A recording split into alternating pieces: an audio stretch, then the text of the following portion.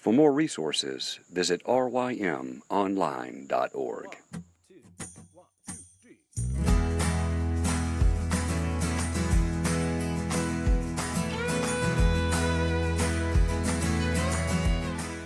The Local Youth Worker is a daily podcast that's centered on 5 questions each week. Ranging from the practical to the professional, we're looking for answers to the questions you're asking. Whether you're in full-time, part-time, or even volunteer youth ministry, this podcast is for you.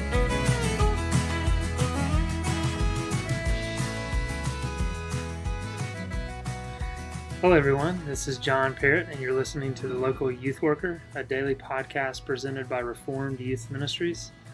I don't know if there's any Seinfeld fans out there, but I think there's an episode where Kramer makes a coffee table book about coffee tables. And some people think it's absurd, and then it proves to be the success. Well, this week, we're here with Kurt Cooper again, and we're going to be having a podcast about podcasts and podcasting. So if you don't like it... It's so meta. If you don't like it, just know it was Kurt's idea. I think it's going to be helpful, but for those of you who might not remember, Reverend Kurt Cooper was with us a while back, and he is the youth minister at Trinity Presbyterian Church in Montgomery, Alabama. Welcome to the show, Kurt. At the time of this recording, I'm still gainfully employed. Who knows what will happen? All right, so we thought we'd start off by just saying, what is a podcast? And answering this question, just briefly explaining what a podcast is. And so I'm asking that to Kurt. He's going to explain it to me. What's a podcast, Kurt? Well, first of all, I'm not an expert, but if you want to understand podcasts in the plural, I think the first thing you need to understand is that there's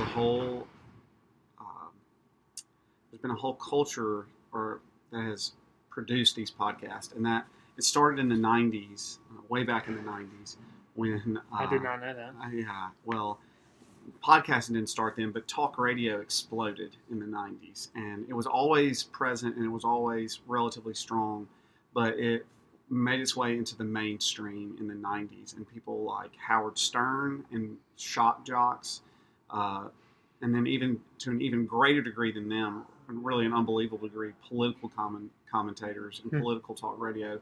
I mean, Rush Limbaugh is the classic example. He gave the pregame talk or the halftime speech at the NBA All-Star game in the 90s. If you can imagine that. Imagine his politics. Mm-hmm. And, yeah, but that's how popular he was, and that's how big talk radio was. It was a huge thing.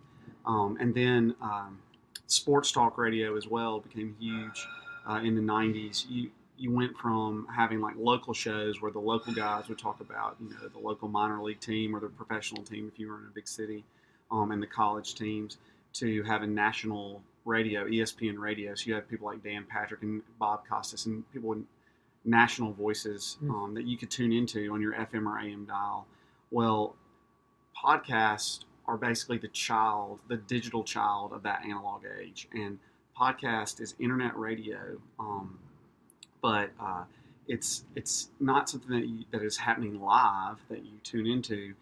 There are shows that are crafted and edited so that you can listen to them on demand. There's typically 2 or 3 people having a discussion, and sometimes it might be one person with multiple guests, where they talk about anything and everything. And not only is that's really the strength of podcasting, is not only is it on demand, but it's niche as well.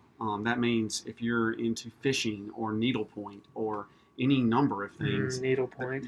Yeah, I know. Well, I said that specifically for you. You look like a guy who knows his way around. If only you knew. Yeah, around crocheting. So, but if you're into those kind of things, then there's probably a podcast about it where they talk about the different materials you use or the different fishing line or the whatever it is. And so it's on demand. If you're into true crime, if you like to, if you like interviews like they do on Jimmy Fallon or Jimmy Kimmel or late night television, if you like interviews of stars or whatever, there are podcasts about that too. There's podcasts to discuss any of the television shows that you're into or the movies or the comic books or the whatever else. So it's a very niche market.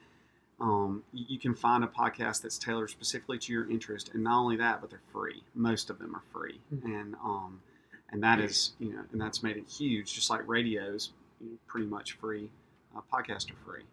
Yeah, and so know that this podcast is free, but RYM is a 501c3. So if you do want to donate to RYM, feel free to visit rymonline.org and click on the donate page.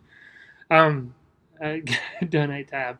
Kurt, I did have a question. You mentioned podcast and the editing associated with podcasts. Mm-hmm. Somebody told me that podcasts kind of initially began to be kind of rough and not as edited and not as polished as radio shows and all that. And and I know without a doubt, I mean, there are some extremely polished podcasts like this one, obviously. But so is that kind of how they started? Very unpolished and just amateur? I mean, my dentist had a podcast back in like the early 2000s. I didn't even know. He had thousands of listeners, and he was this is back when the I don't want to reveal who he was or whatever, but this was back during the Tea Party movement, and he was a big Tea Party guy. I don't want to get too political about that.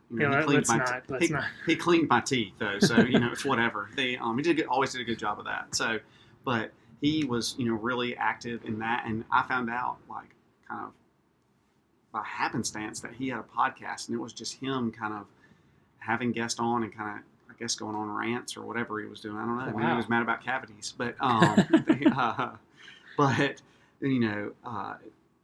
podcast could be started by anyone. I think in the beginning, like most things in the Wild West, it was a little more rough hewn, a little everything goes, and then some people who are more creative and more, maybe had an artisan touch, they started, get into podcasting, and you see it now. It's a really refined genre where you have they care about the sound quality, they care about the time that it takes, and they have backing music